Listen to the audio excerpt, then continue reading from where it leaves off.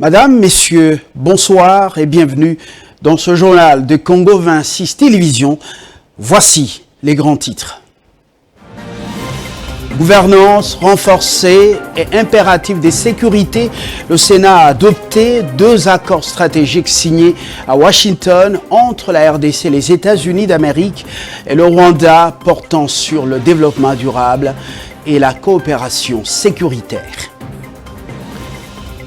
En République sud-africaine, l'inquiétude grandit face à la résurgence des actes xénophobes. Une question brûle toutes les lèvres.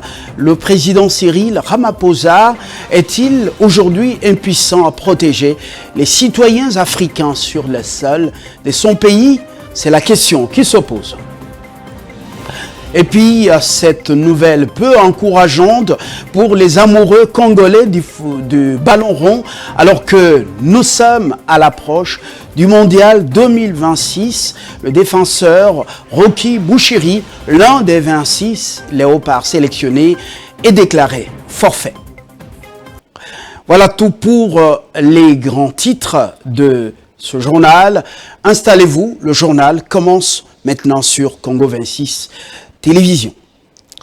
Nous l'avons dit au sommaire, le Sénat a adopté mardi 19 mai 2026 2 accords stratégiques signés à Washington entre la République démocratique du Congo, les États-Unis d'Amérique et le Rwanda portant sur le développement durable et la coopération sécuritaire. La même plénière a aussi été aussi marqué par l'audition du ministre des Finances, Doudou Fwamba, interpellé sur la gestion des finances publiques et les engagements de l'État congolais envers les provinces.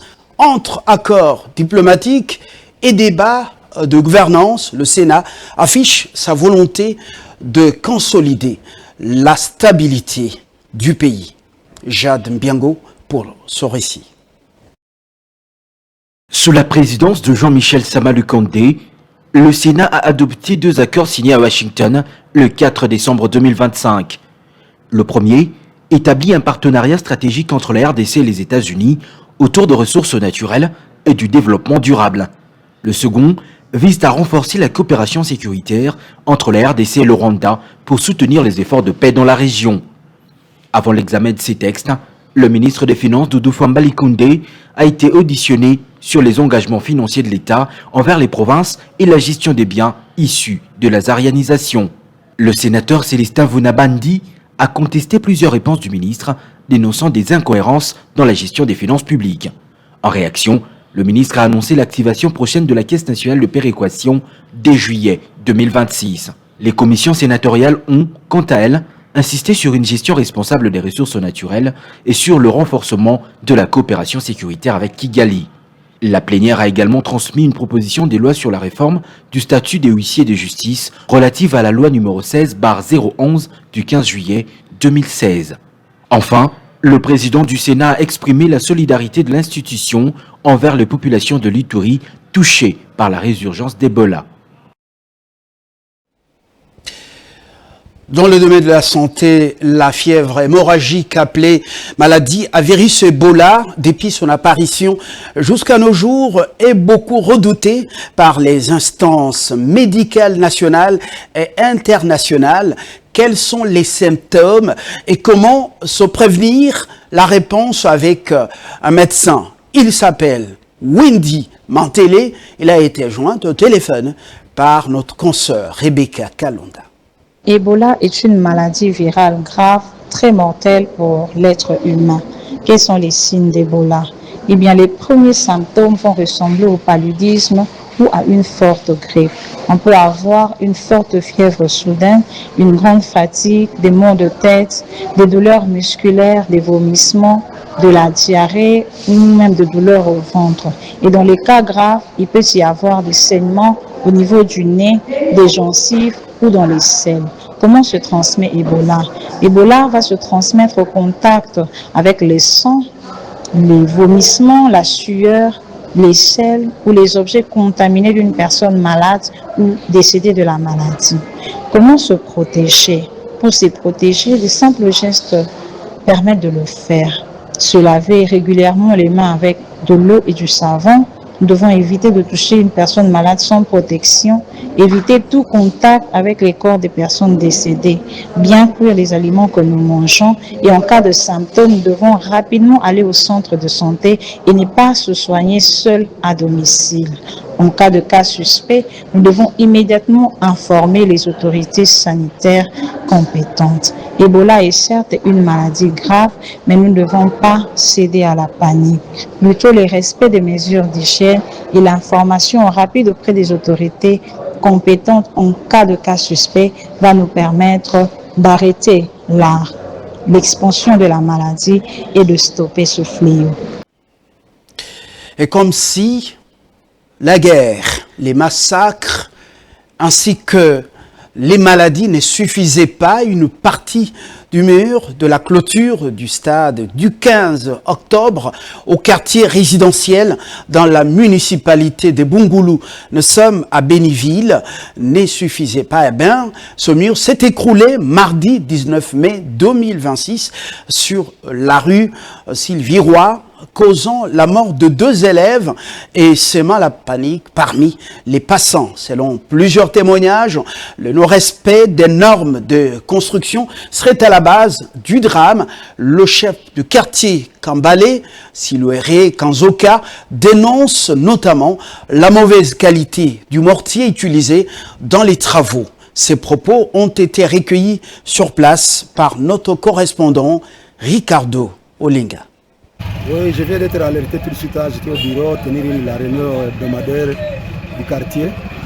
Maintenant, j'ai été alerté par mon chef de cellule que le mur du stade du 15 octobre vient de s'écrouler et vient de causer la mort à 2 jeunes gens qui étaient refoulés à l'école, l'Institut Victoire. Ils venaient de connaître la mort ici. C'était juste vers 9h.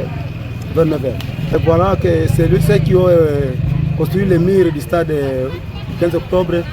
Ils n'ont pas respecté les normes d'ingénierie pour la construction parce que je vois que vraiment les mortiers qui avaient construit les moelleaux, ça n'était pas consistant du ciment, n'était pas consistant. Maintenant, on a aussi encore évacué la boue dans le stade lorsqu'on est en train d'aménager le stade. Et comme il est en train de pleuvoir chaque jour, et comme ça plie toute la nuit d'aujourd'hui, maintenant la lourdeur de cette boue a basculé le mur et qui a causé effectivement la mort aux 2 jeunes gens. Bon, selon moi, j'ai vu qu'il a fallu donc faire écrouler tout le mur et la reconstruire de nouveau. Et puis, je dis encore à la communauté de ne pas être à côté de ces murs parce que ça peut causer encore d'autres risques parce que vraiment ce n'est pas un mur qui est consistant à s'abriter à côté d'eux. Donc il faut seulement... À Kinshasa, ils sont nombreux dans certains coins des artères de la ville. Les mineurs qui ont choisi la rue à la recherche d'une nourriture.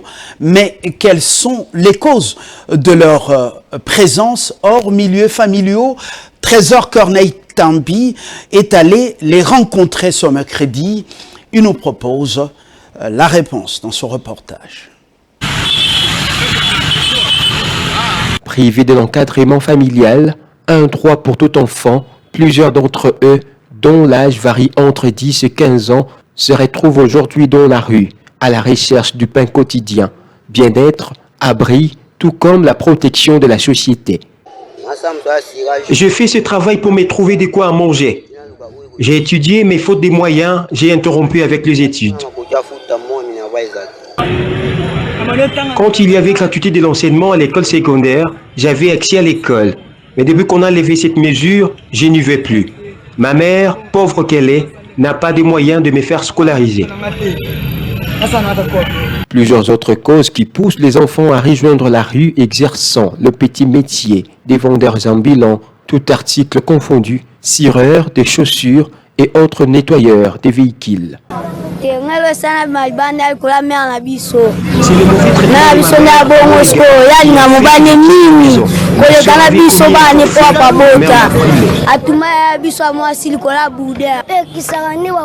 Interdisez plutôt aux parents de chasser les enfants de la maison. Ce sont ces comportements qui transforment les enfants en vendeurs ambulants.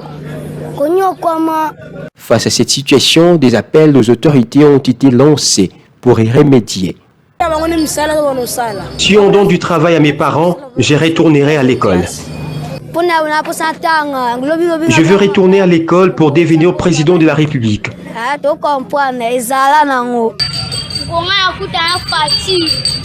Quand je verrai le président Félix Tshisekedi, ma vie ne serait plus la même. Je retournerai à l'école et je ne serai plus dans la rue.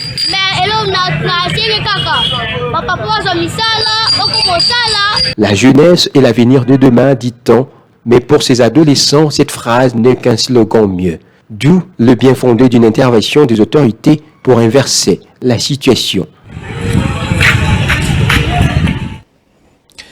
Et la situation des ressortissants africains ne fait que s'empirer en République sud-africaine, alors qu'ils se rendaient dans les différents postes de police afin de demander protection. Ces citoyens africains résidant au pays de Nelson Mandela ont été repoussés, cette fois-ci par les mêmes forces de l'ordre, utilisant gaz lacrymogène et même des armes à feu.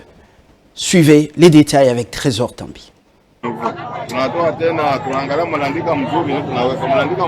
Organisé dans le but d'exiger la protection des autorités sud-africaines suite à l'ultimatum leur donné par des bandes organisées de jeunes sud-africains, le rassemblement a tourné au vinaigre. Le déploiement des forces de l'ordre n'a pas remédié à la situation. Les manifestants ont été plutôt sommés de reculer.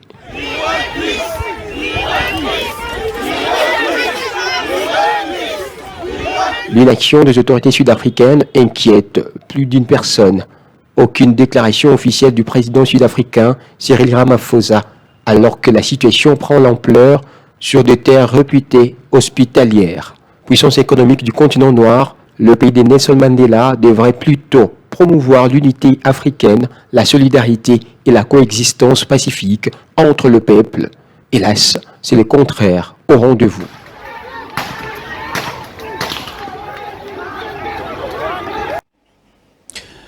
Nelson Mandela peut se retourner plusieurs fois dans sa tombe. Sélectionné pour la prochaine Coupe du Monde, nous sommes déjà en sport. L'international congolais Rocky Boucheri est déclaré forfait pour cette compétition. Dans un communiqué rendu public ce mercredi 20 mai 2026, la Fédération congolaise de football association évoque la blessure contractée lors de son dernier match avec son club comme principale cause. Par ailleurs, la FECOFA annonce son remplacement par Aaron Chibola. Il est sociétaire de Kilmarnock FC et lui souhaite un très bon rétablissement. La Fédération congolaise de football association ouvre une nouvelle page de son histoire. Ce mercredi 20 mai 2026, Véron Mosengo Omba a été élu président du comité exécutif de cette instance fêtière sur les 68 votants enregistrés lors du scrutin organisé à l'hôtel Pullman de Kinshasa. Il a obtenu 60 voix, confirmant ainsi une victoire écrasante à la présidence de la FECOFA au terme d'une élection sans challenger. Vous le savez, les autres candidats à ce poste avaient déjà retiré leur candidature.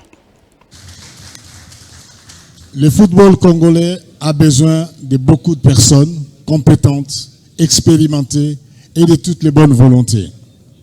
Cette élection ne doit laisser ni vainqueur triomphant, ni vainqueur amer. Il doit ouvrir une nouvelle étape de rassemblement et de reconstruction. Les défis qui nous attendent sont importants, chers amis. Ils dépassent les personnes, les sensibilités, ils dépassent les générations et beaucoup, ceux qui n'ont pas pu être à ma place, auront l'occasion de se joindre à nous, s'ils le souhaitent, naturellement, dans les semaines et mois à venir, s'ils partagent surtout notre vision et font montre des compétences dont nous avons besoin. À l'aube de cette nouvelle ère pour la FECOFA, notre responsabilité collective est immense. Nous devons restaurer la crédibilité de la FECOFA en mettant en place une gouvernance interne efficace et transparente. Structurer et stabiliser nos compétitions, redonner confiance aux clubs, aux ligues, aux arbitres, aux éducateurs, aux supporters, aux joueurs et aux sponsors. Ainsi s'achève cette livraison. Madame, Messieurs, je vous rappelle ces grandes lignes. Gouvernance renforcée et impératif sécuritaire, le Sénat a adopté 2 accords stratégiques signés à Washington entre la RDC, les États-Unis d'Amérique et le Rwanda portant sur le développement durable et la coopération sécuritaire. En République sud-africaine, l'inquiétude grandit face à la résurgence des actes xénophobes. Une question brûle toutes les lèvres. Le président Cyril Ramaphosa est-il aujourd'hui impuissant à protéger les citoyens africains sur le sol de son pays? Vous avez eu une tentative de réponse dans ce journal. Et puis, cette nouvelle peu encourageante pour les amoureux congolais du ballon rond, alors que nous sommes à quelques jours du Mondial 2026, le défenseur Rocky Bouchiri, l'un des 26 léopards sélectionnés, est déclaré forfait. À toutes et à tous, merci de nous avoir suivis avec beaucoup d'attention. Portez-vous très bien et excellente suite de programme sur Congo 26 Télévision, la chaîne de l'unité nationale.